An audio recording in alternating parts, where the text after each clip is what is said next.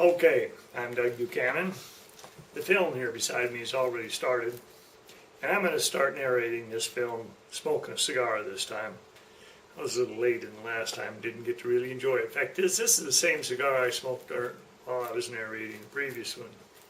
Oh, here we are in February of 1975. Three of us went down to the Delta Range, that's the east end of the Alaska Range, to do a classic, typical little climb. We parked our car there by Trim's highway camp, walked down the road, got up here toward the glacier. It's brisk temperatures, but the temperatures on this trip varied from nice pleasant 10 below to about 35 below with stiff winds at one point on this adventure. This is myself, the guy behind the camera. You won't see me on this film, and Earl Redman, the guy in the orange color, and Dan Solie. Dan lives in Fairbanks. I think he was born and raised in Fairbanks. Earl Redman is traded off between Fairbanks, Juneau, Chile, and other places in the world. So you'll see Earl in the brighter colored clothes, Dan Solie in the really dull colored clothes, for which I ragged him incessantly. Here we are at the lower hut of the Canwell, on the Canwell Glacier. That's Earl. He passes up no chance whatsoever to ham it up for the camera. Of course, I didn't know how to take movies, and he didn't know how to act in front of movies, camera. We were starting this game out. We didn't know a lot about this game. And here there at the hut, there's proof that wolves inhabit this area. And they do. And both wolves and bears come up glacier quite a ways. Not in February. Well, bears don't come up this far in February, but the wolves do.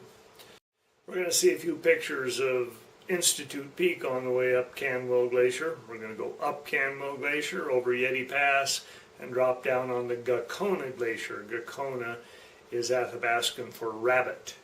There's Gakona Peak, Gakona Glacier, and Gakona River. Our object in this adventure is to go climb a couple of the peaks on the Gakona Massif. The main peak had been climbed once, and nothing else climbed around it. That's Institute Peak, a very well-known peak, commonly climbed. A couple of us walked up the north face of it for the first time here not long after this climb. But this is classic, typical Alaska climbing, a lot of boring slogging. This is why they don't take movies of normal climbing. This is real climbing with a real climber behind the camera. Boring, slow movement, nothing happening. Institute Peak again. I haven't got this cigar lit. Hang on for a while.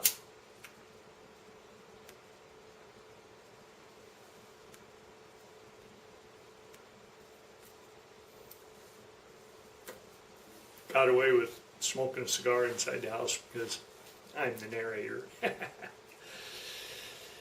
And there's going to be a lot of scenes of just looking around on account of the cameraman didn't have anything else to do with the camera. This is why you'll see really good slideshows of climbing, because still pictures make really good pictures, but there's not much movement, so the moving pictures are just moving along on snow. This is the type of climbing that's typically called snow slogging, on account as if you're smart. You're just staying on snow and you're not getting on anything that's steep or rocky. And on this whole adventure we only encountered one little rocky section, which was nice. And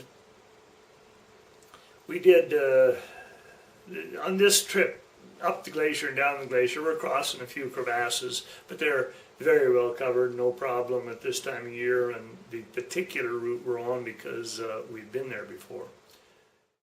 And but we did get up into some ice fall. You'll see where there was a chance to fall into something if we stepped in the wrong places. Oh, I'm going to have a little Scotch whiskey during this thing too. on account as I'm the narrator.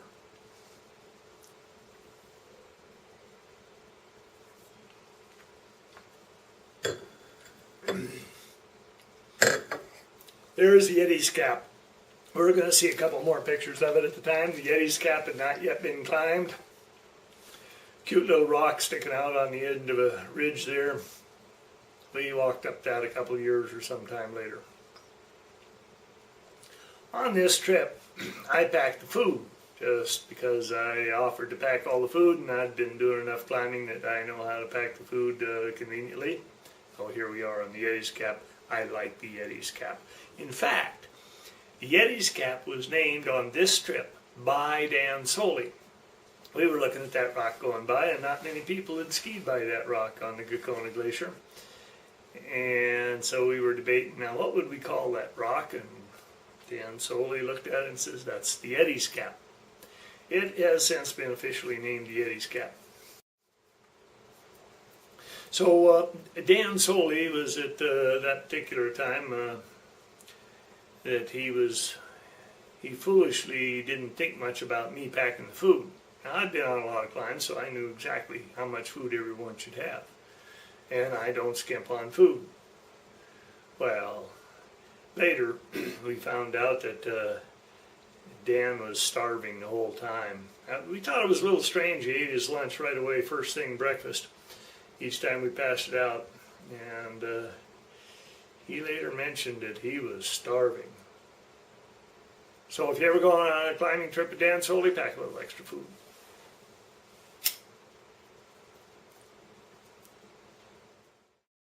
This is it. This is it. This is classic climbing in the Alaska Range.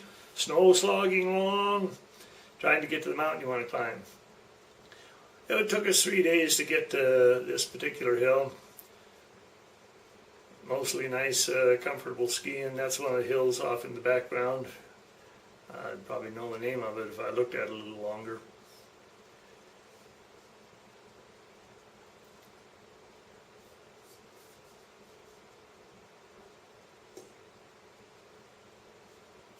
Earl had a brand new Olympus, little cutesy Olympus camera, one of the first commonly made small cameras. And he took a lot of good pictures with that camera. He was impressed with it. We were impressed with it. I was using a little Bolex Super 8 movie camera. Stick it in my pocket, pull it out, take pictures. Real convenient.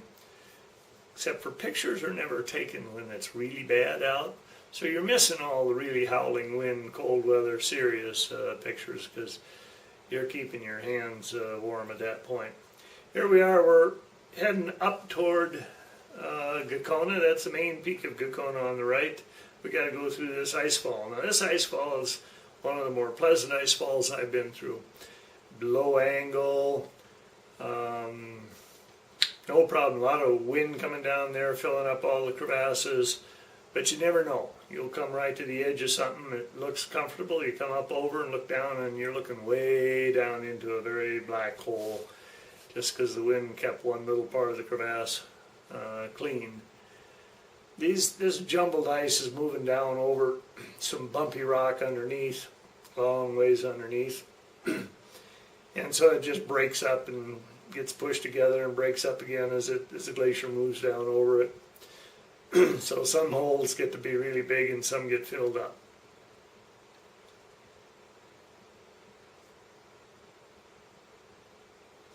And it was a long one. We had to thread our way back into it. It was a lot of back and forth through this thing.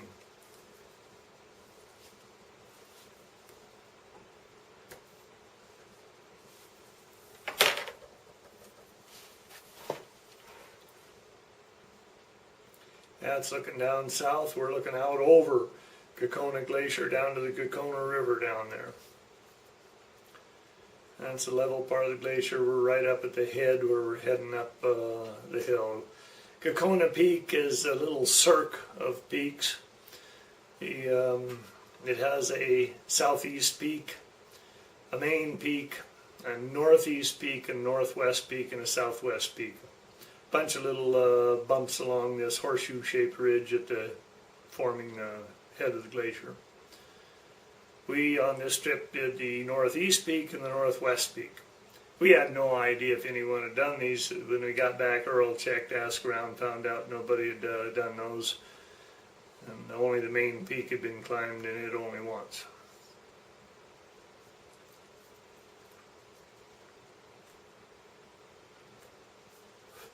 The main peak was climbed by a different route.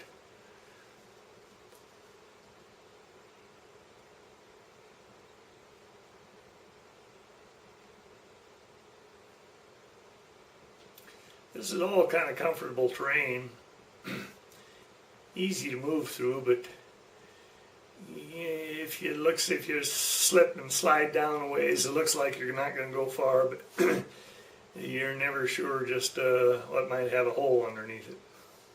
That's an old part of a crevasse or an old moulin where water used to flow through it.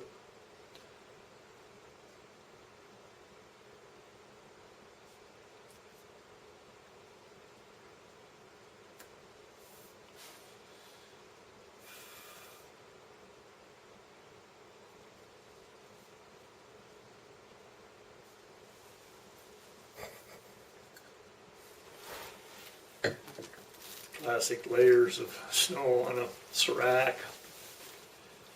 Some of the little peaks. I think that's the southwest peak that we climbed sometime a couple of years later or so. Those are hills off in the distance. I think that was Mount Drum and Mount Sanford. Not entirely sure. The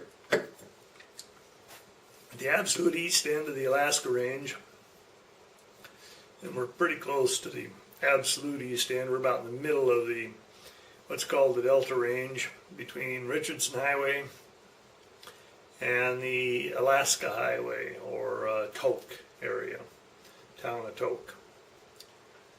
The highest peak in that whole area is Kimball, which is I think 10,400 or thereabouts, and it's off to the east of us. And there are several 9,800 foot peaks right in this area, and I think Gakona is one of them. And the main summit and the northeast summit that we climbed are about the same height. The fact is, I've been on both of them, and you look from one to the other from both of them, and you think the other one's higher.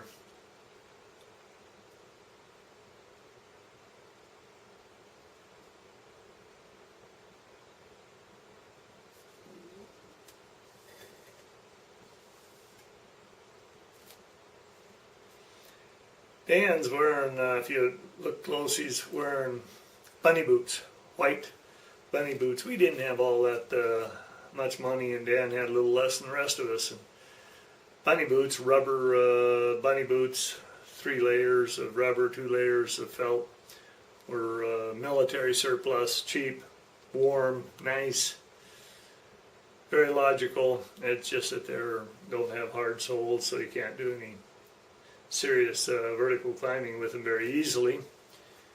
But we weren't doing any serious vertical climbing on this trip except for one little stretch, about a little 20-foot stretch we'll see later. And you normally can't front point with bunny boots because they're so flexible. But in addition to his other attributes, Dan is made of pure muscle, and we marveled at the fact that he went up that little vertical section with these bunny boots with crampons, and he got up there by muscle alone. Those are some classic rime ice bulges that connect the northeast peak with the main summit of Gakona, and the few people that have looked at that have always wanted to go between the two peaks, and that little ridge would be the obstacle going up and over and around those rime ice bulges. Rime ice is very interesting. It's moist air splattered against other ice at high rates of speed with heavy winds, and it just builds up rather quickly. And so it's ice, it's hard, but it's laced ice. And depending on the exact point, you can push a ski pole way back through it. And the next point, you'd have to chip it away with a hammer. So you never know what you're really working with, and whole bulges just drop off with no problem at all. You don't want to be around.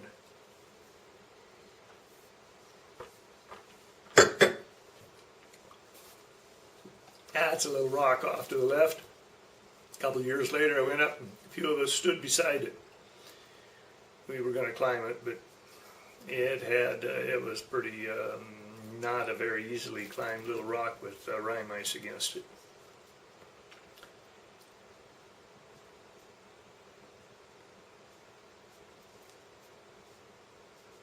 There's Earl again. He's chopping at the snow. We tried to come up with something we could say about that, but go ahead. You can add whatever caption you want.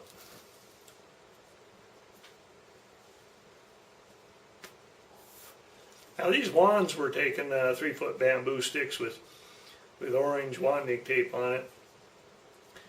You normally carry a bunch of those, especially like these climbs. We had no idea. Nobody had been up here. Nobody had climbed this. We didn't know what the route was going to be like. And if you go through a place where you want to put wands so you can find your way back. Oh, we're looking back at the skis. We dropped the skis back there and we're hiking up on harder snow now. Sometimes you need wands to find your way across a big open white expanse. You get whiteout conditions, a blizzard, and you get lost without the wands, and sometimes those will get you back off the mountain instead of lost. And sometimes you want to mark your way through a ice fall. But mostly what wands are used for is to carry. Then you stick them in the ground or in the snow beside your tent and hang your socks on them and your gloves and mittens on to dry out. Wands are very useful.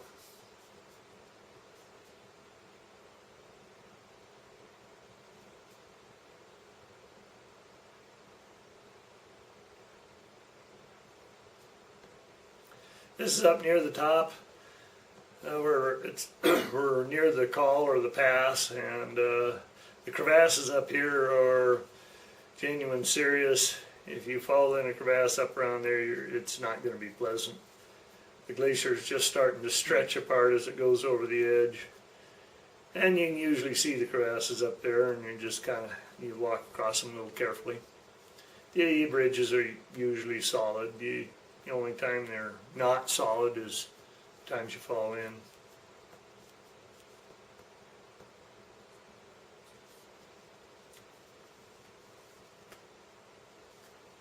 There's Earl walking out on the crevasse, of course.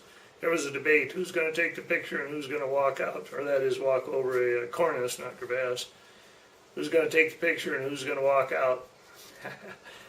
I told Earl, hey look, I'll use your camera. So I took pictures, both movie and still, of him standing out on the end of that cornice. It's a little chilly this particular morning. This is the next morning. It's cold. We're heading up. That's the camp back there. We're heading up Gakona's northeast peak.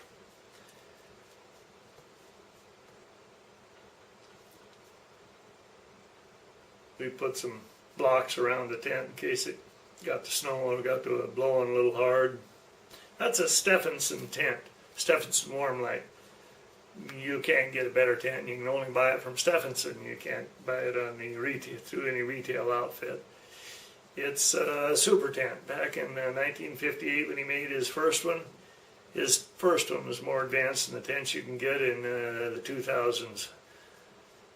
It's extremely good. Jack Stephenson and I had a lot of arguments on how he should make his tents. He started out with a real good one, but I, of course, had a few suggestions on improvements.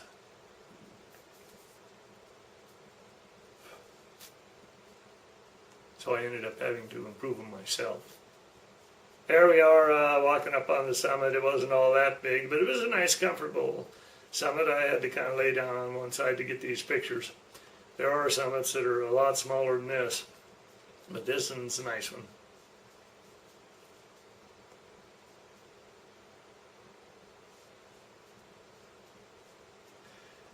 Those are old MSR ice axes. I think of Thunderbirds. When the MSR Thunderbird came out, inexpensive, strong, good ice axe, made by Larry Penberthy. Chenard was a little, he didn't like it, wasn't traditional enough. He called them day glow iron snow sloggers. And that's just what they were. That's one of those peaks off in the one of the distances there. Could be Kimball. I'd have to look at it a little longer.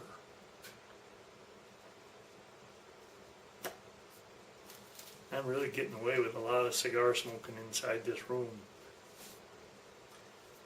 The other folks can't say anything because we're recording.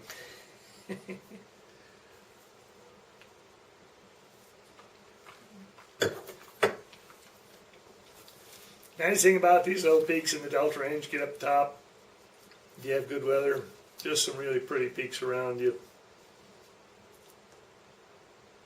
Every one of them you want to go climb. And back in '75 there weren't too many of them climbed. Most of the small peaks you could plan to climb and be the first one there.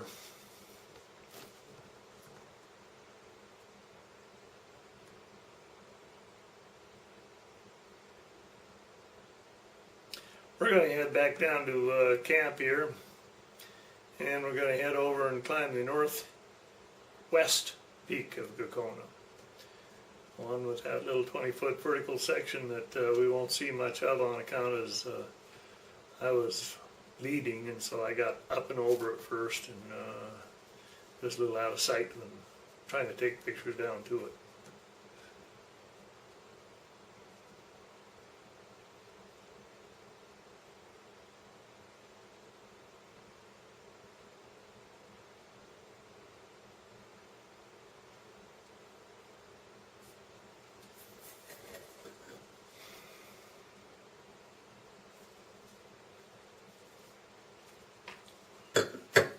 Another problem with taking movies is that when you get back and if you were taking slides, you could show these beautiful, spectacular slides and tell just about any story you want. But if you come back and you show these movies, everybody sees that most of the whole climb is just slogging along on snow, so you can't exaggerate it entirely too much.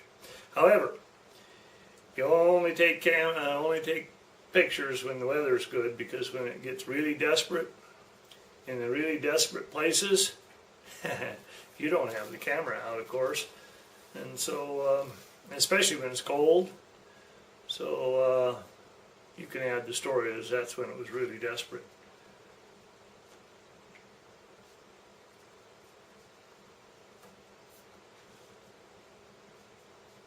Classic rime ice. Wind coming up vertical, bringing moist air from the bottom, and then coming up into cool, higher air, and then hitting cold rocks.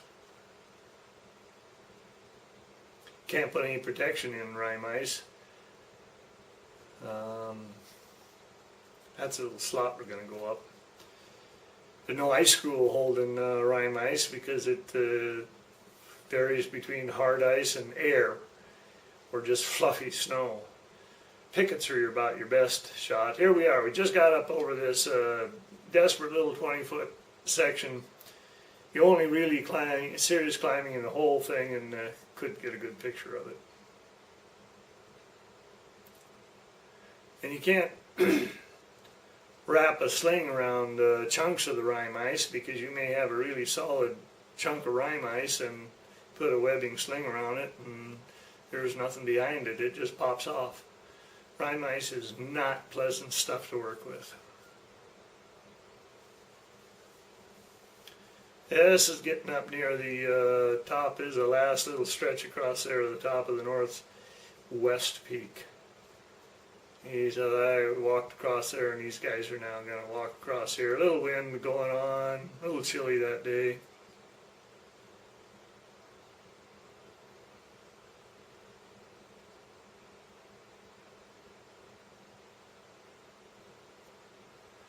There's Earl, of course, trying to eat a couple mustache icicles, but we were short of water.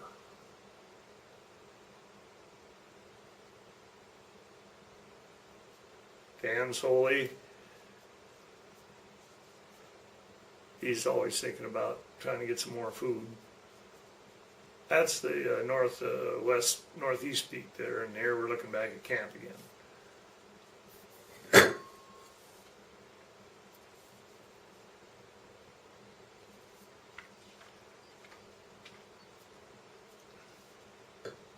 That's the main peak of Gakona.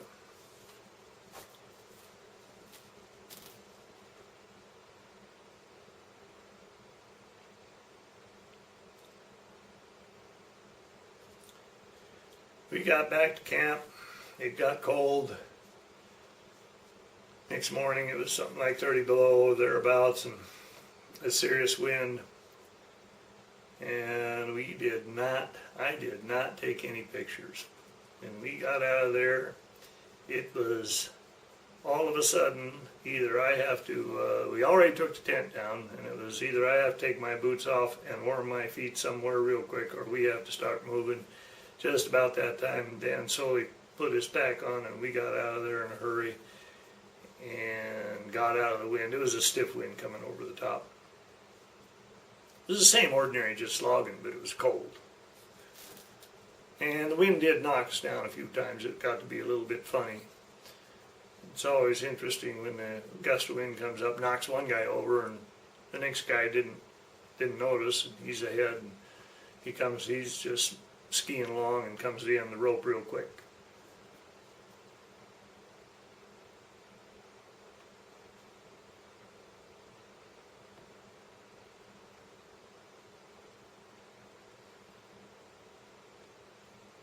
And this is all the way down through the ice fall, that whole time at about 30 some below, and stiff winds, 70 knot winds at least. That's about that speed when it's knocking you over. We got down on the comfortable part of the glacier and out of the wind, and everything was cool again.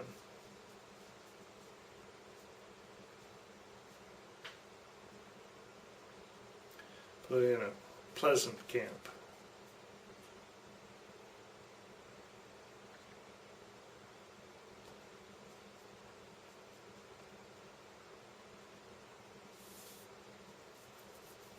That's back when polka dot skis were in. On account of I painted my skis polka dot, and I told people they were the in thing.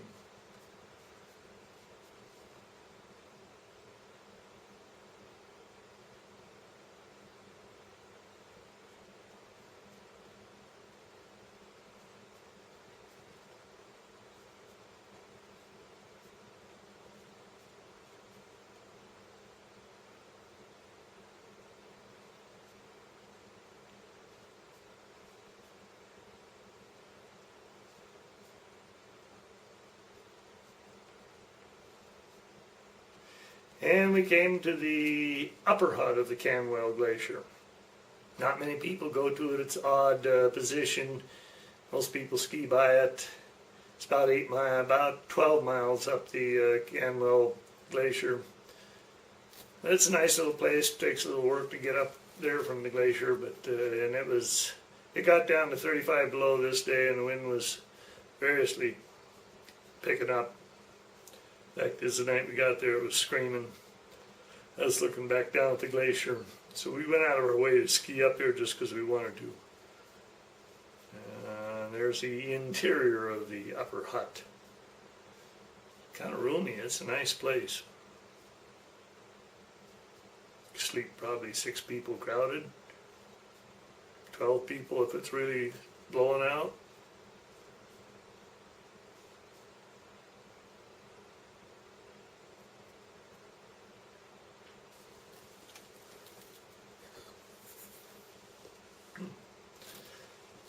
Sure hope the owner of this desk doesn't notice the ashes I just dropped on that desk. We'll just scoot them off to the side here.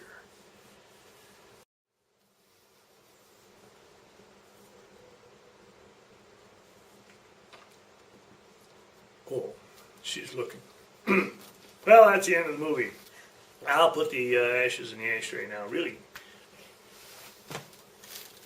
There we jolly well have it.